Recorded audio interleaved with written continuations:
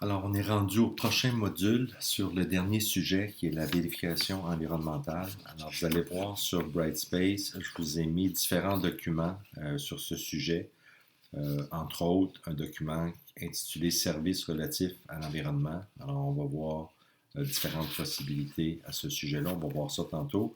Des exemples de lois environnementales.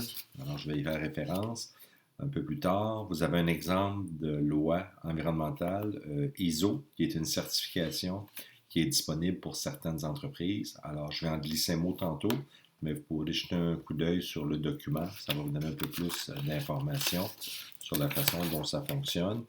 Et finalement, je vous ai mis un exemple de politique environnementale d'exportation et développement au Canada. Alors, c'est un exemple parmi tant d'autres, mais ça vous donne une idée un petit peu de la portée de de cette, de cette loi-là, de ce règlement. Alors, au niveau des vérifications environnementales, euh, ce genre d'audit, c'est quand même relativement nouveau.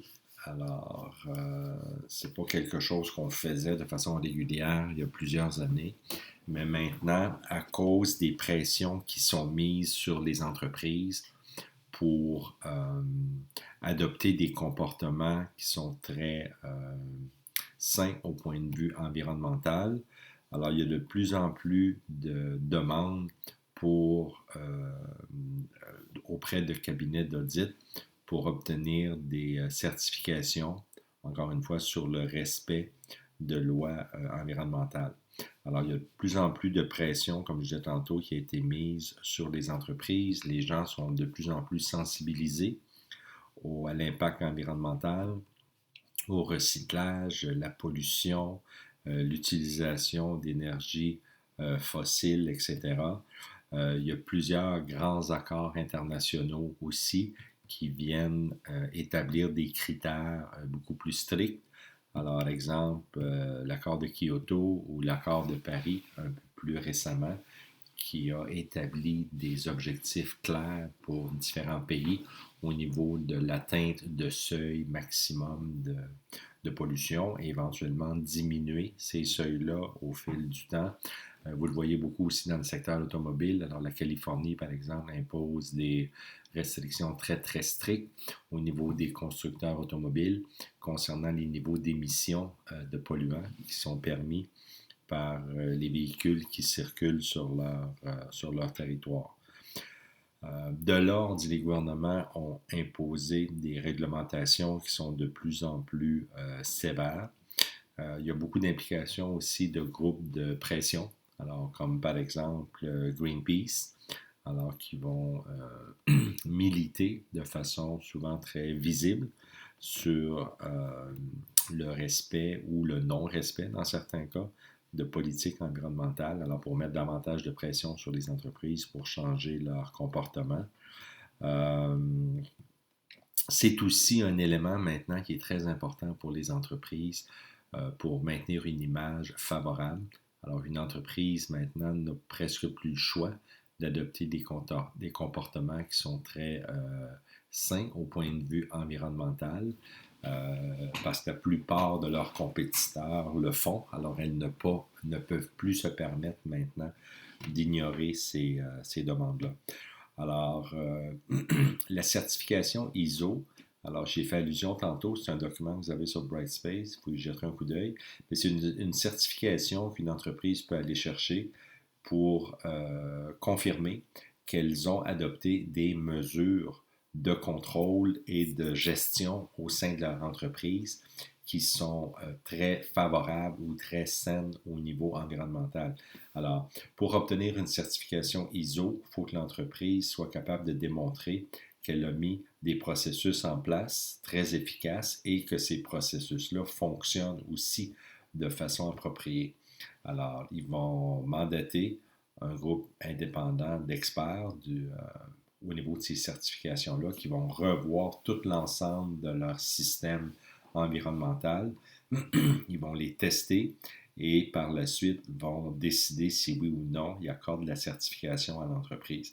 Alors, une entreprise qui va chercher cette certification-là, ça peut lui donner un avantage concurrentiel énorme par rapport à d'autres entreprises Alors, lorsqu'ils vont soumissionner sur des projets, par exemple, internationaux, le fait qu'ils mettent dans leur soumission le fait qu'ils ont obtenu cette certification-là, ça donne déjà une confirmation à l'acheteur potentiel que cette entreprise-là a des pratiques de gestion très saines au niveau environnemental.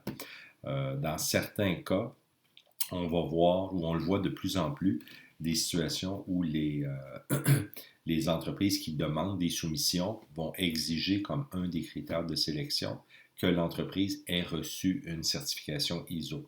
Alors, celles qui ne l'auraient pas obtenue, automatiquement sont disqualifiées de ce processus d'appel d'offres. Alors, ça revient à ce que je disais tantôt, ça peut donner un avantage concurrentiel énorme pour certaines entreprises.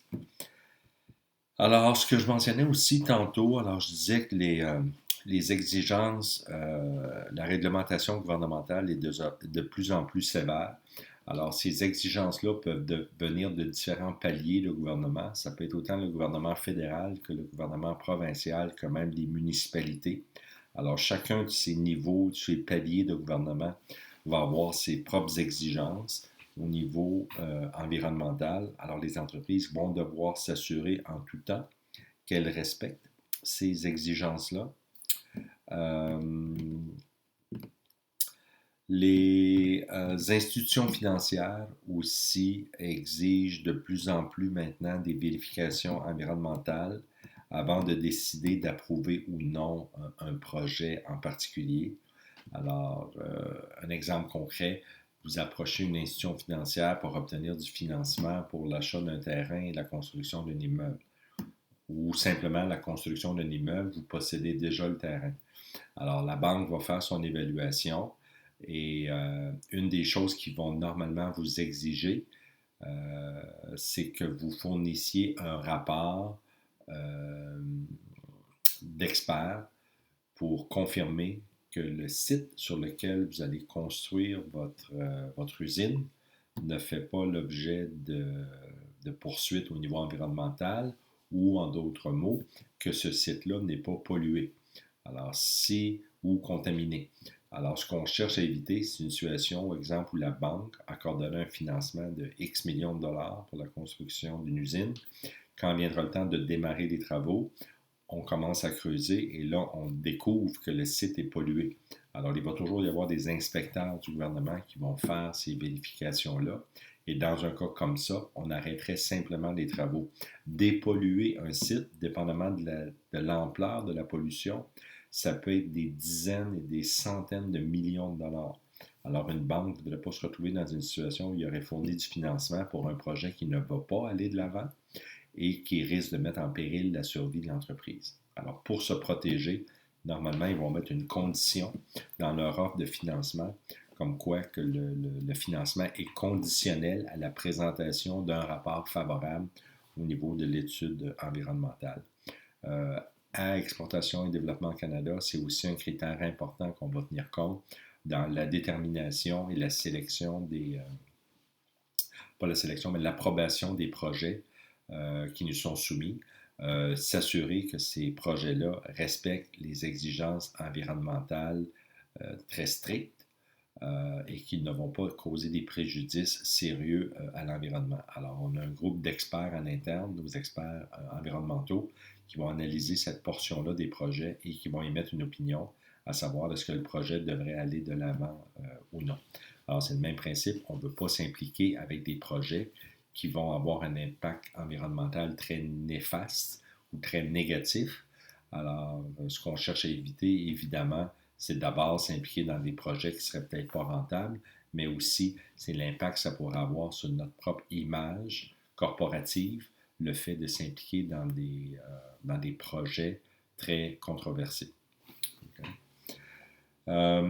Alors, dans les documents sur Brightspace, je vous ai mis un exemple de texte législatif ou de loi qui établissent des critères au niveau de protection environnementale.